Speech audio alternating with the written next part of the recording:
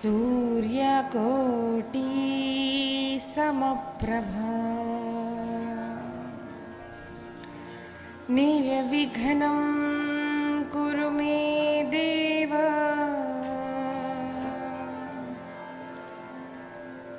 सर्वकार्येषु सर्वदा। मातृदेवो भव पितृदेवो भव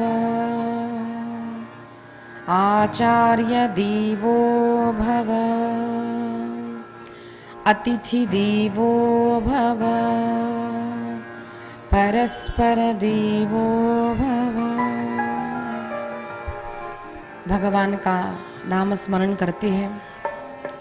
सभी अपने हाथ से ताली बजाए, अपने मुख से भगवान का नाम स्मरण करें। राघवेंद्राय श्री राघवेंद्राय राघवेंद्राय श्री राघवेंद्राय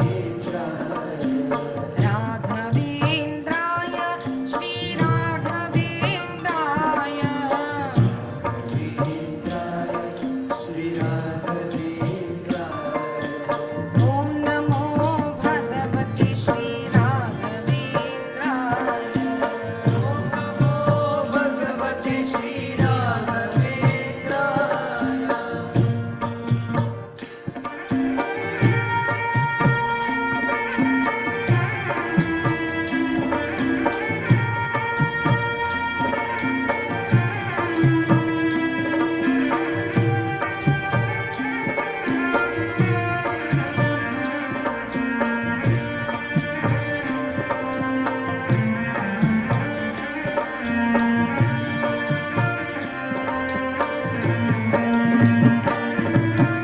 ओम नमो भगवते श्री राघवेंद्राय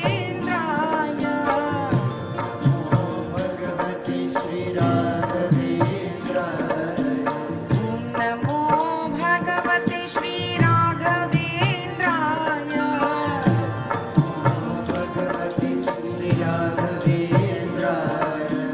ओम नमो भगवते श्री राघवेंद्राय ओम नमो भगवते श्री राघवेंद्राय ओम नमो भगवते श्री राघवेंद्राय ओम नमो भगवते श्री राघवेंद्राय। राघवेंद्राय श्री सद्गुरु रूपाय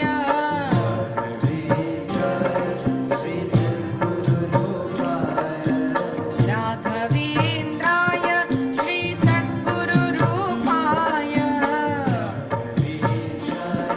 श्री सद्गुरु रूपाय राघवेंद्राय श्री बालकृष्णाय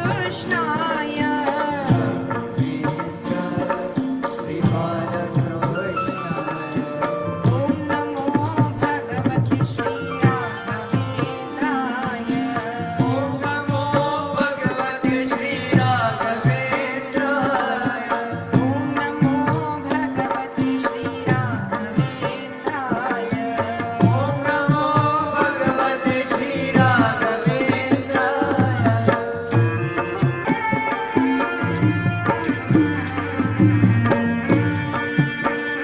ओम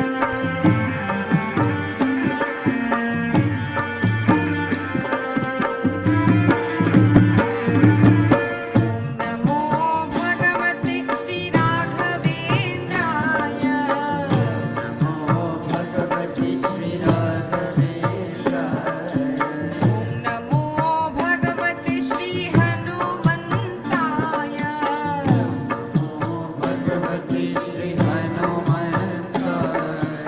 ओम नमो भगवते श्री बालकृष्णाय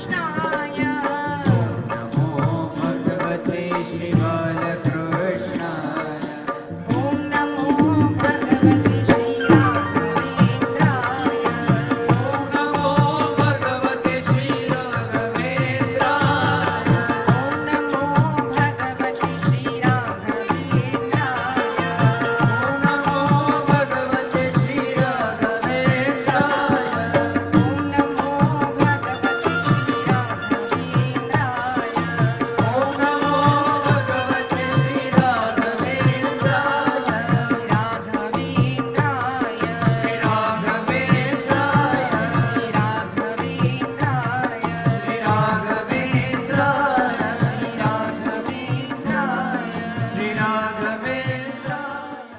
परात्पर परब्रह्म परमेश्वर जगदीश्वर जगन्नाथ परम कृपाळु दयालु भक्त वत्सल करुणा वत्सल मेरे कृष्ण की कृपा से अत्यंत दुर्लभ सत्संग हमें श्रीमद् भागवत के माध्यम से प्राप्त हुआ है। भगवान के अनेक अवतार, भगवान के अवतार का कारण, भगवान की अनेक बाल लीलाएं, भगवान का ऐश्वर्य, भगवान का प्रथम विवाह मां रुक्मिणी के साथ संपन्न होता है। भगवान द्वारिका पधारते हैं, माता पिता के सामने, संपूर्ण द्वारिका नगरी के सामने भगवान श्री कृष्ण का विवाह रुक्मिणी माता के संपन्न होता है। श्री रुक्मिणी कृष्ण भगवान की। शुकाचार्य महाराज वर्णन करते हैं, राजन कामस्तवासुदेवांशो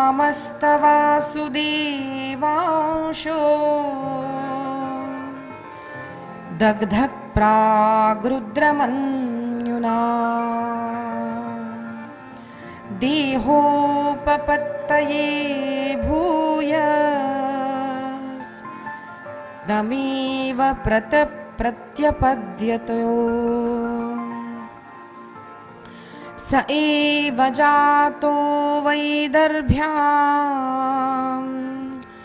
कृष्णवीर्यसमुद्भवः प्रद्युम्न इति विख्यातः सर्वतो नवमपितुः।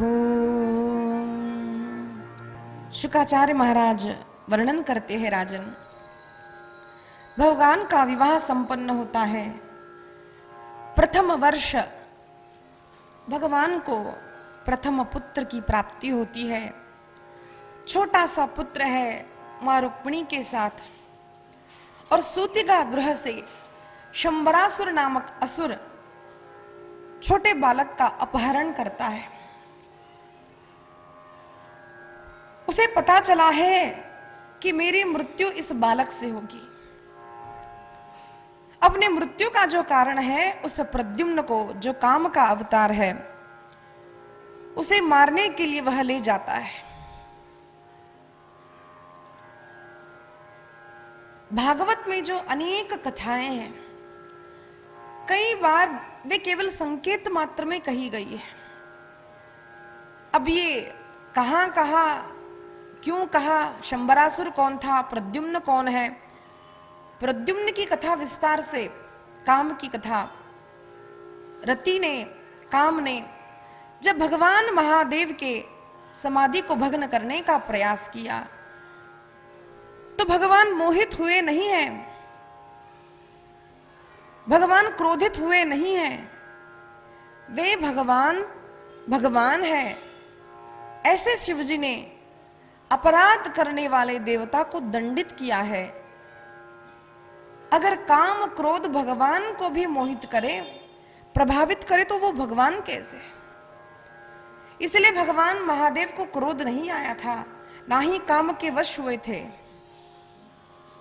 लेकिन काम को यह बताना चाहते थे कि बेटा, तो जहां जहां समाधि होगी, जहां जहां भगवान की भक्ति है, वहां अगर तू तूफान करने जाएगा तो तेरी यही दशा हो जाएगी। जो सत्ता भगवान ने काम को प्रदान की थी, उसका वह दुरुपयोग कर रहा था, तो उसकी काम की शक्ति को कम करने के लिए महादेव ने, परम पिता ने उस महादेव को दंडित किया था। रति आई, रति ने भगवान से क्षमा याचना की। मानस में गोस्वामी दास वर्णन करते हैं, तुलसीदास जी, रति ने जब क्षमा याचना की तब भगवान महादेव ने कहा है कि जब जदुवंश में भगवान श्री कृष्ण के रूप में अवतरित होंगे, तब तुम उनके प्रथम पुत्र प्रद्युम्न बनकर आओगे। जब जदुवंश कृष्ण अवतारा,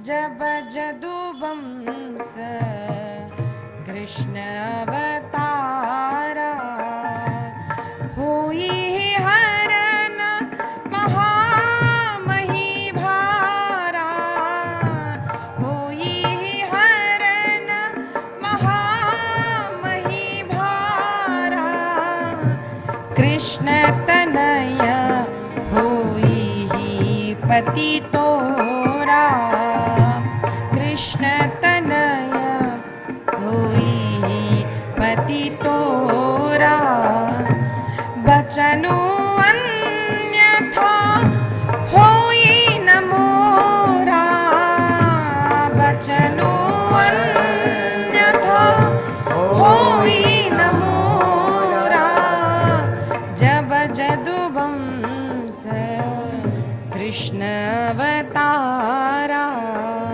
जय जय सिया राम, जय जय सिया राम, जय जय सिया राम, जय।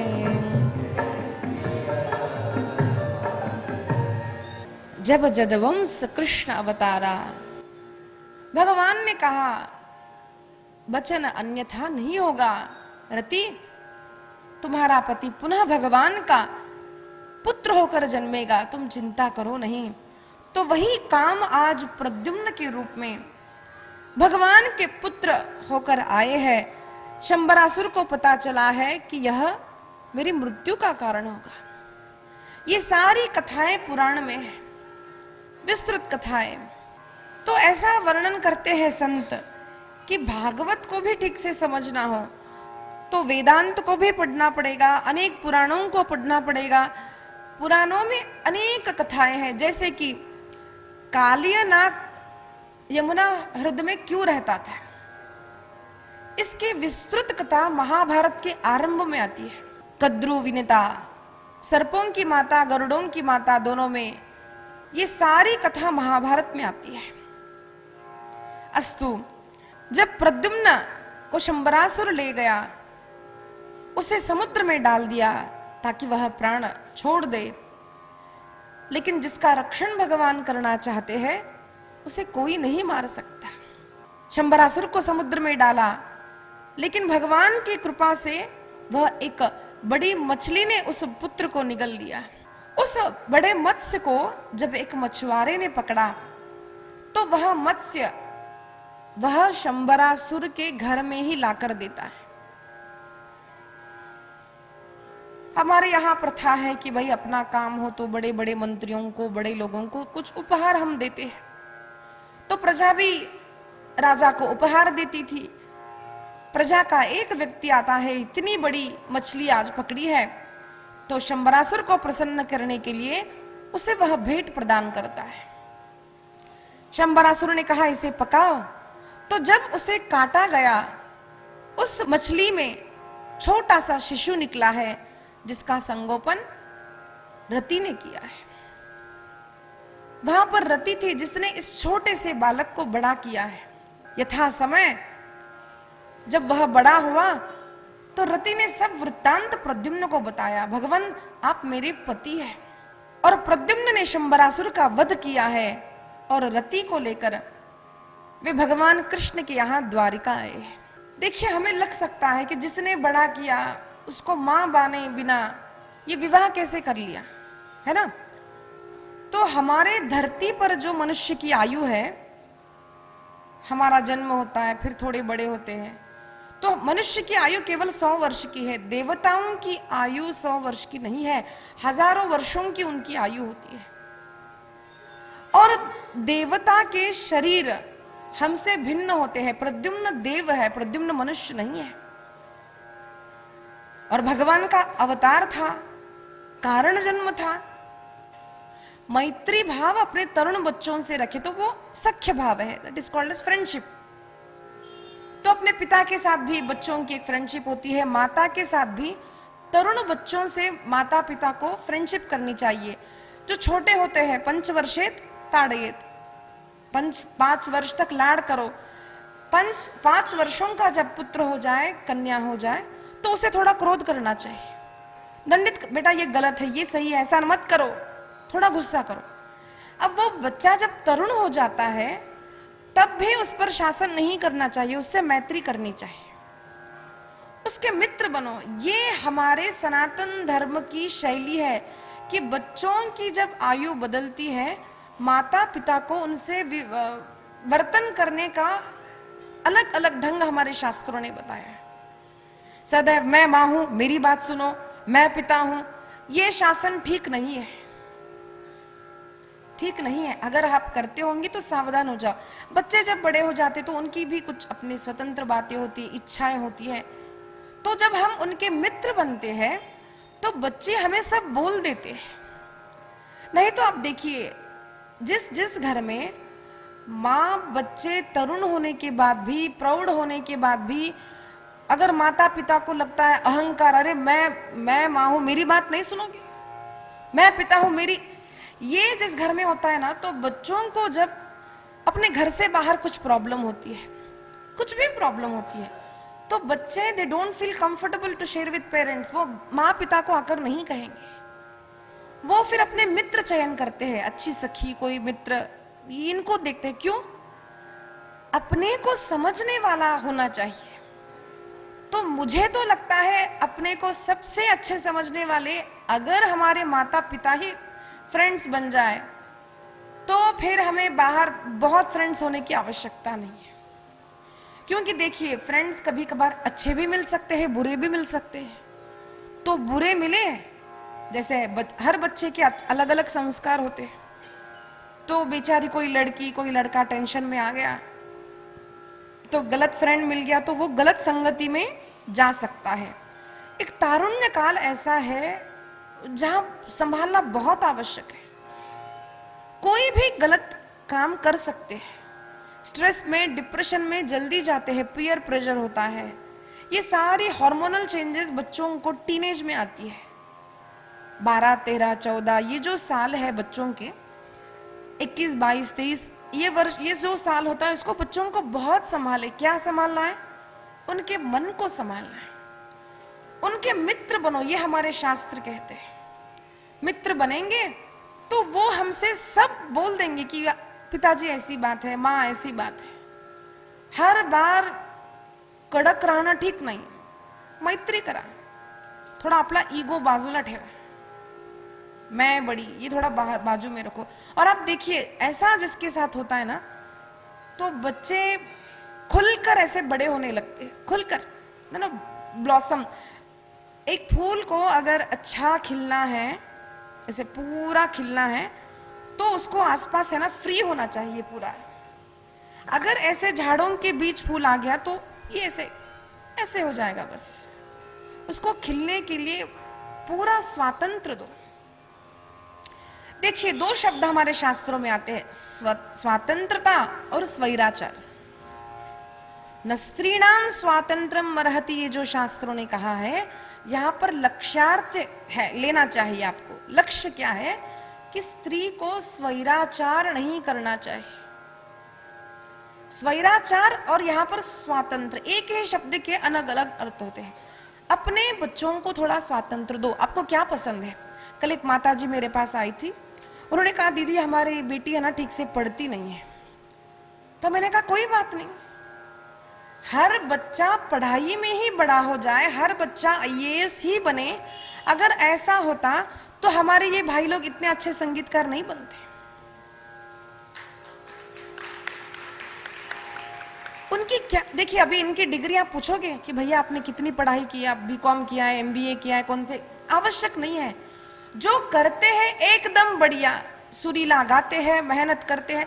बच्चों से पूछिए आप, आपको संगीत पसंद है, नृत्य पसंद है, आपको कोई कला पसंद है, उस क्षेत्र में बच्चों को पूरा खिलने दीजिए। आप देखिए, बड़े बड़े लता मंगेशकर जी जो है, उनकी विद्या हम पूछते हैं कि भाई तुम आप कितने पढ़े हो।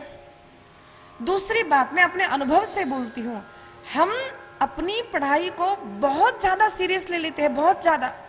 यूनिट टेस्ट में बच्चे को 100 मार्क आने ही चाहिए, 100 नहीं आए तो पति कहता है तेरी तो खैर नहीं। तो वो पत्नी को जब टेंशन होता है वो बच्चे को ऐसा कहेगी तुम्हें अगर मार्क नहीं आए तो देखो, छोटे छोटे बच्चे डर जाते माँ। अब हर बच्चा फर्स्ट कैसे आ सकता है मुझे बोलिए? 40-50 की जो कक्षा में होते हैं बच्चे, उन सब में एक ही बच्चा फर्स्ट आता है, एक बच्चा आता है। तो मुझे बताइए, क्या एक फर्स्ट आने वाला बच्चा ही अपने जीवन में सक्सेसफुल होता है? होता है? नहीं होता। सेकंड आने वाला, थर्ड आने वाला, कदाचित कभी कभार रैंक न आने वाला बच्चा भी अपने जीवन में बहुत कुछ कर जाता है। तो बच्चों को केवल हम ये देखें कि वो मेहनत करे, अपनी पूरी मेहनत करके पढ़ाई करो। नहीं बन पा रहा है पढ़ाई में करियर नहीं करना है, हमको इंजीनियर डॉक्टर नहीं बनना है, no problem, absolutely no problem. जिस क्षेत्र में व्यक्ति की रुचि है वहां पर उन्हें प्रोत्साहन दो। कृष्ण कन्हैया लाल की जय। तो जब मैं ग्रंथों का अभ्यास करती थी तो वहां पर ऋषि मुनि यानी बड़ी बड़ी दाढ़ी वाले बाबा जी रुद्राक्ष की माला पहने हैं, वन में बैठे, एकांत में बैठे ध्यान कर रहे हैं। संत यानी ये आकृति मेरे मन में थी जब मैं पढ़ाई करती थी। फिर मेरे मन में ये थी कि जब मैंने शास्त्र पढ़े तो वन में रहते थे, जंगल में रहते थे, कंदमूल फल खाकर रहते थे। तो मैं जब ऋषिकेश गई, गुरुजी का दर्शन हुआ, गुरुजी ने जब मुझे दीक्षा दी तो गुरुजी से मिलने कभी कभार हम ऊपर जाते थे। गुरुजी का कमरा था, बाहर हॉल था, तो हम लोग हॉल में बैठे रहते थे कि गुरुजी का दर्शन हो। तो गुरुजी अंदर बैठे थे तो तभी मेरी दीक्षा हुई थी, कुछ 5-6 दिन हुए। तो मैंने देखा गुरुजी के ऊपर एसी लगा हुआ है, एसी चल रहा था। तो मैंने सोचा ये कैसे संत है एसी में बैठे हैं, मुझे ऐसा लगा था। फिर जब इस गुरुजी प्लेन से आते हैं, ये सारे साधु संत कीर्तनकार इसमें आते हैं, तो मुझे लगता था ये साधु नहीं है, ये संत नहीं है। फिर कथाओं में बहुत आश्रमों के लिए कोई दान राशि लेता है, कुछ करता है। तो मेरा अल्प ज्ञान था कि साधु संत यानी वन में रहने चाहिए, यहाँ पर क्यों है? अब मुझे लगता है गुरुजी अगर वन में रहते तो मैं थोड़ी कथा बोल पाती, है ना। काल बदल गया तो ऋषि का धर्म बदल गया। ऋषि का, हमारे यहाँ बोलते हैं काल बदला तो धर्म बदला। धर्म बदला, इसका अर्थ क्या है? इसका चिंतन होना चाहिए। जैसे हम गर्मी में हैदराबाद में रहते हैं तो हम लोग ज्यादा कॉटन पहनते हैं, क्यों? थोड़ी यहाँ पे गर्मी ज्यादा होती। अगर आप वही कश्मीर में रहने लगे तो आपको ज्यादा ठंडी के कपड़े। काल बदला तो शरीर का धर्म बदला, है ना। तो धर्म का अलग अलग अर्थ है, ड्यूटी है, राइट है, रिलीजियन है, ये अलग अलग अर्थ धर्म के हैं। तो ऐसे समझना चाहिए कि शास्त्र क्या है, धर्म क्या है। फिर जब मैं पढ़ाई करती थी तो वेश्या की कथा आती है, हर पुराण में कोई ना कोई वेश्या थी, ऐसी बुरी औरत थी वेश्या। रामायण में भी जब पढ़ा तो मुझे लगता था तब भी वेश्याएं थी।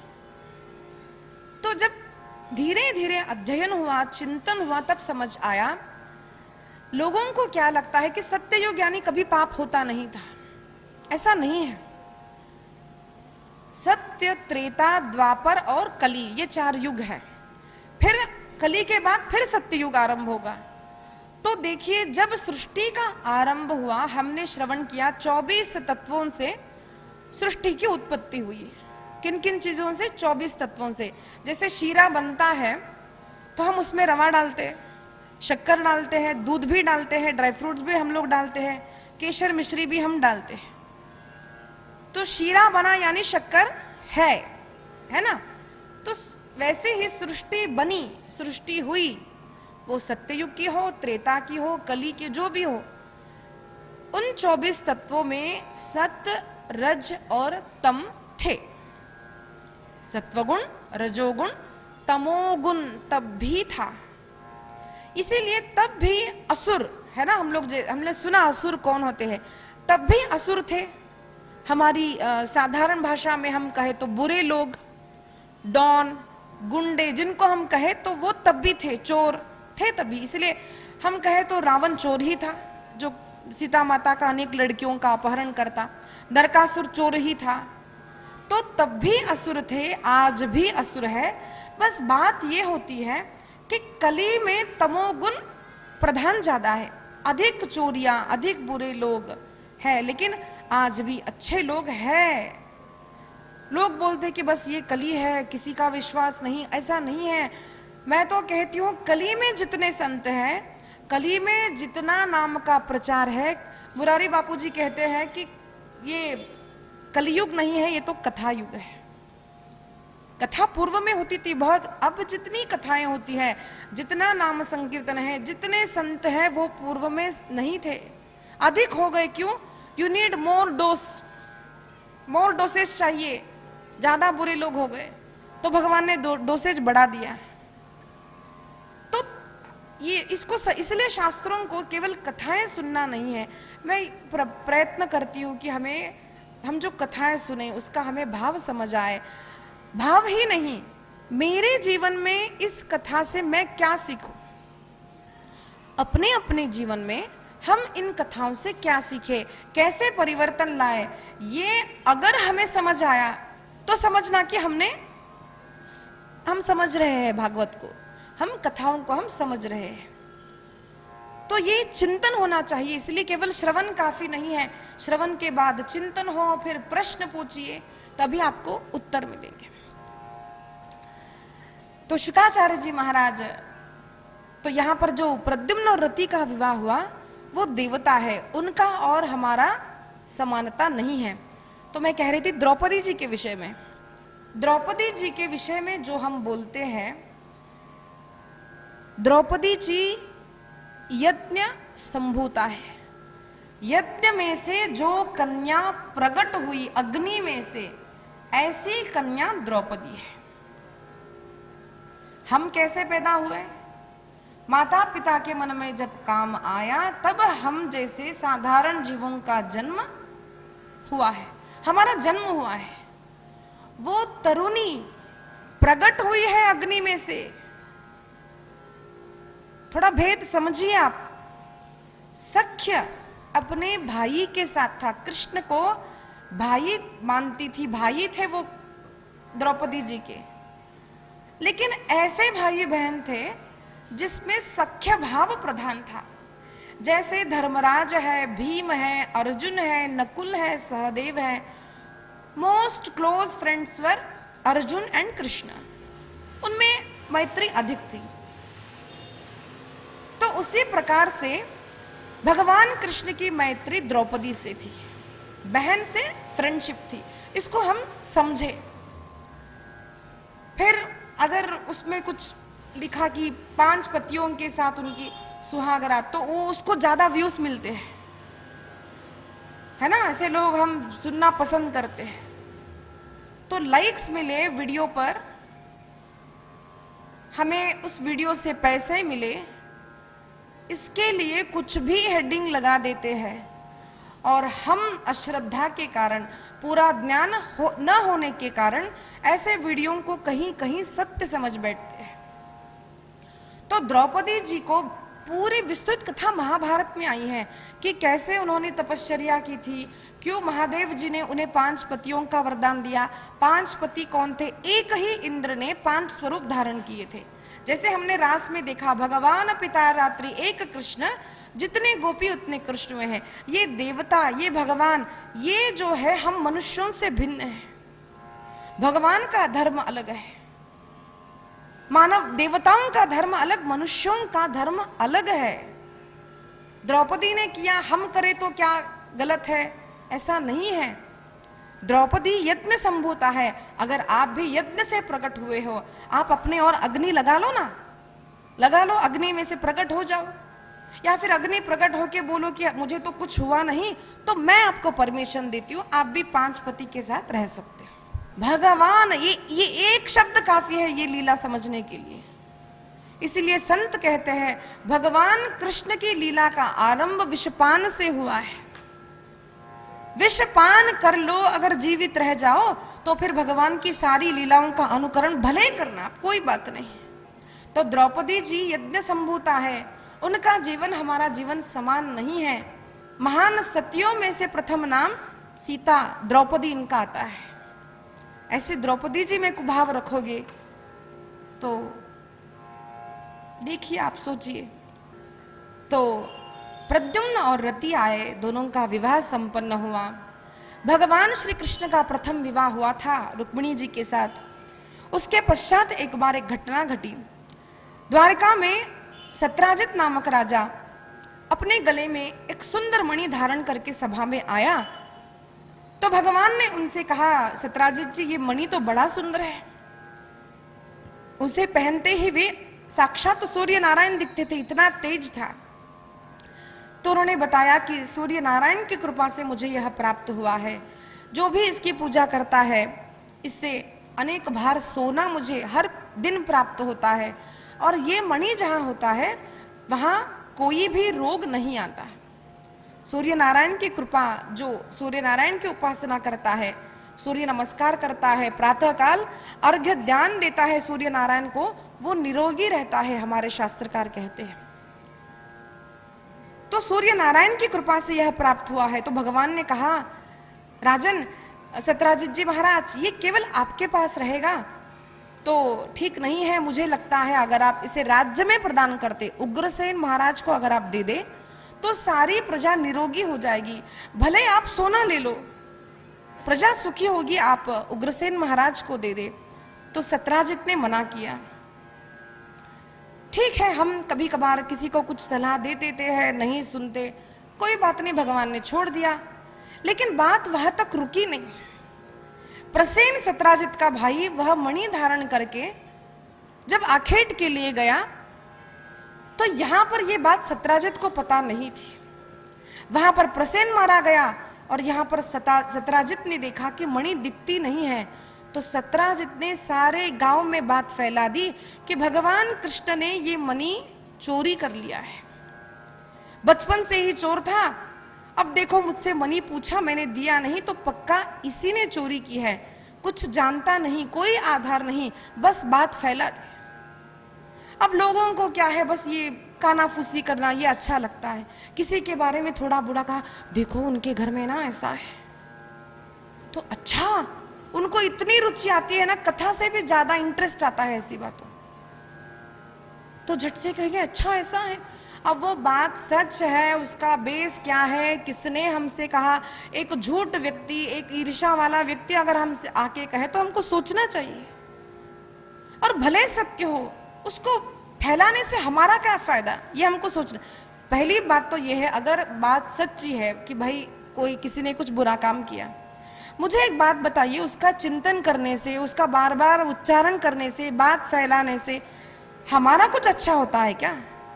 तो लोगों को रुचि होती है निंदा करने में, निंदा सुनने में, तो सारी बात झट से सारे गांव में फैल, अरे कन्हैया ने, अरे द्वारकाधीश ने ऐसा किया, ये सारी बात फैल गई। तो जब ये बात भगवान के कान पर आई, भगवान ने सोचा कि मैंने नहीं किया है तो मुझे ये प्रूफ करना चाहिए। भगवान अकेले नहीं गए, भगवान अनेक मंत्रियों को साथ लेकर गए हैं। ढूंढते ढूंढते गए तो देखा कि प्रसेन मारा गया है, और वहां पर कुछ पदचिन्ह दिखते हैं किसी प्राणी के। देखा तो एक गुफा की ओर जा रहे थे। गुफा में भगवान ने प्रवेश किया, मंत्री सारे बाहर खड़े थे। तो भगवान ने देखा अंदर एक सुंदर कन्या उस मणि के साथ खेल रही है। भगवान को देखते ही वह चिल्लाई, बाबा बाबा कोई आया है। तो अंदर से जाम्बवान जी आए हैं, हमारे रामावतार के जाम्बवान जी आए। उन्होंने देखा और भगवान ने जब उनसे मणि मांगा तो उन्होंने कहा नहीं दूंगा, आपको युद्ध करना पड़ेगा। भगवान कृष्ण का और जाम्बवान जी का युद्ध होता है अनेक दिनों तक, और जाम्बवान जी जान जाते हैं कि मुझे तो कोई भी हरा नहीं सकता, लेकिन मैं भी हतबल हो रहा हूं, ये कौन है? जान गए ये तो प्रभु राम है।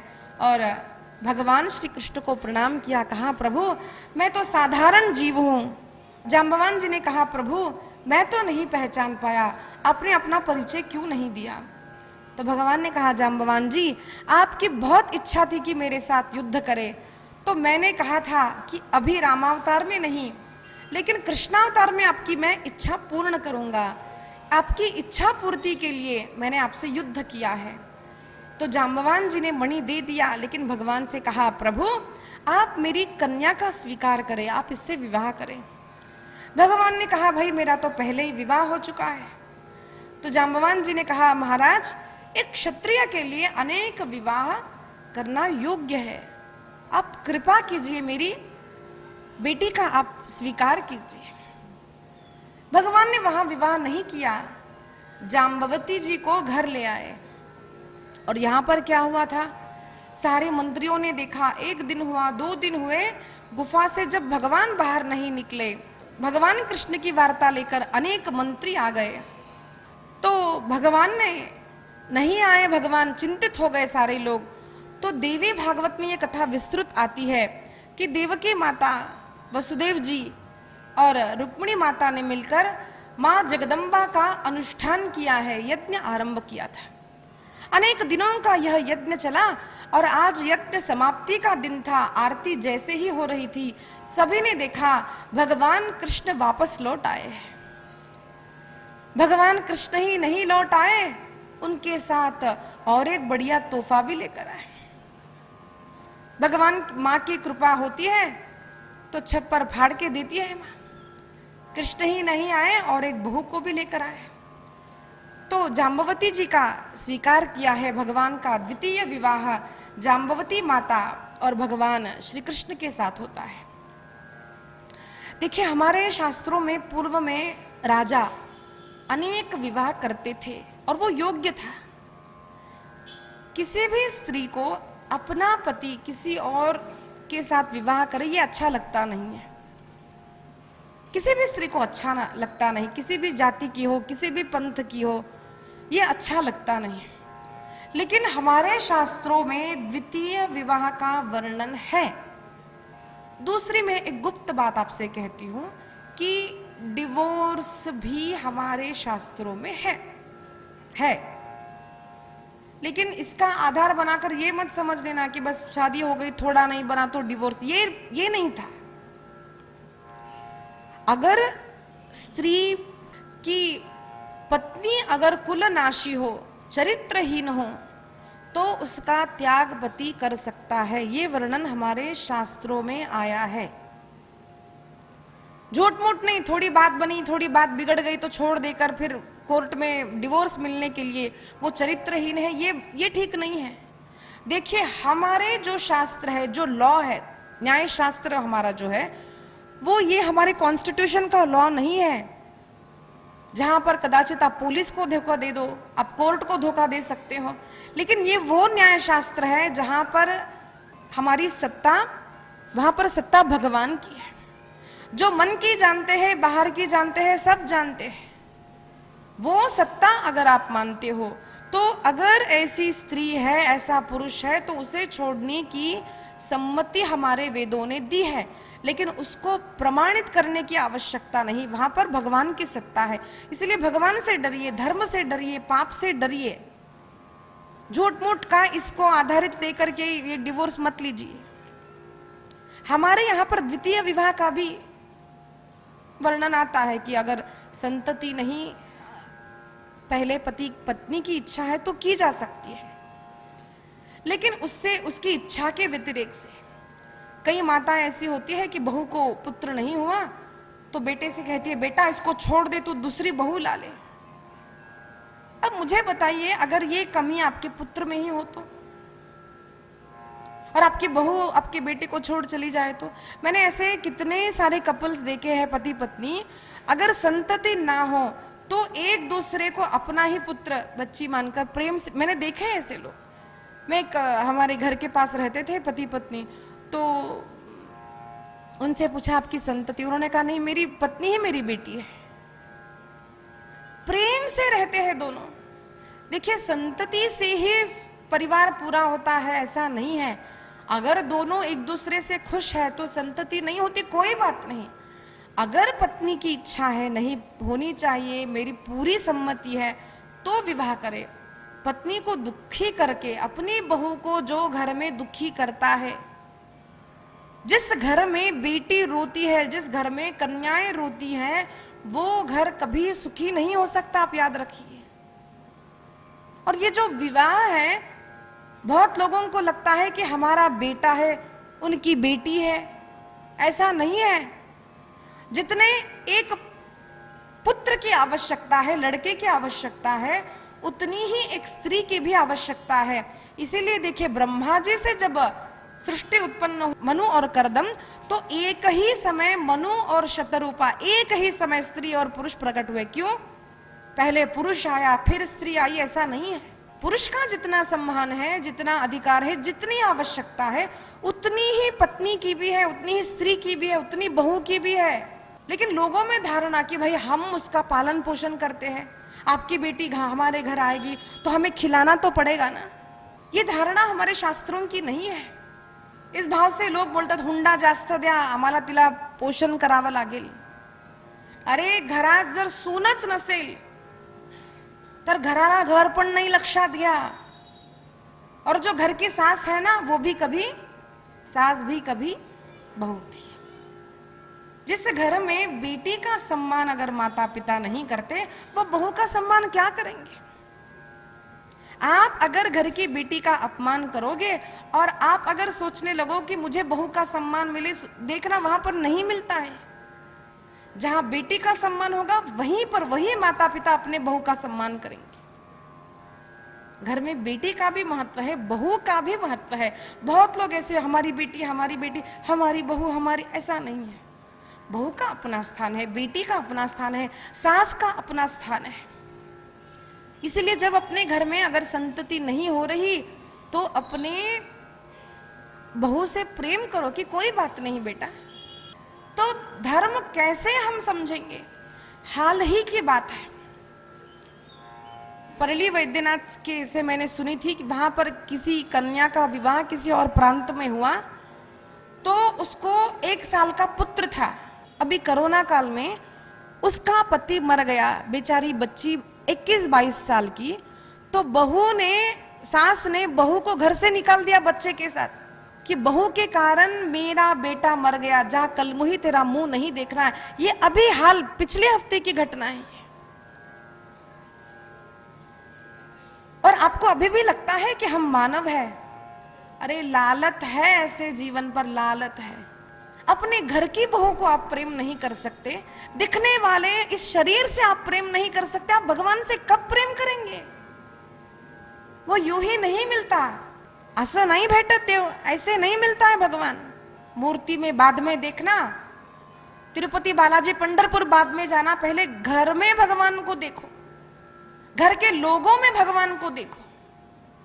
जहां बहू का सम्मान नहीं, कन्या का सम्मान नहीं, वो समाज समाज नहीं। मैंने पहले दिन भी कहा, जो 4 लाख योनियां मानव की है ना, ऐसे लोगों को आप राक्षस मानना। जरा सोचिए वो कन्या कहां गई होगी, उस पुत्र का क्या हुआ होगा, कितने प्रेम से अपने माता पिता ने उसका विवाह किया होगा।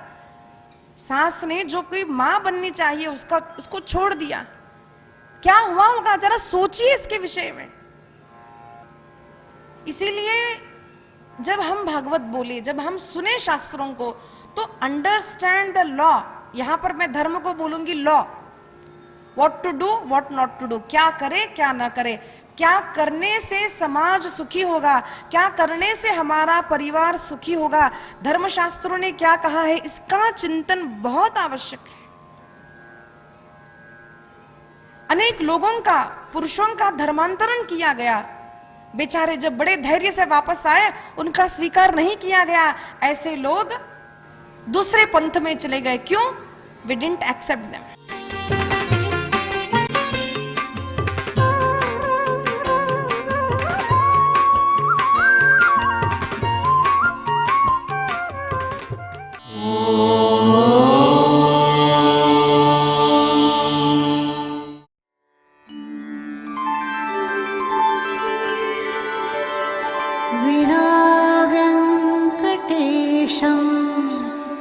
ननाथो ननाथः सदा वेङ्कटेशं स्मरामि स्मरामि। हरे वेङ्कटेश प्रसीद प्रसीद। प्रियं वेङ्कटेश प्रयच्छ प्रयच्छ।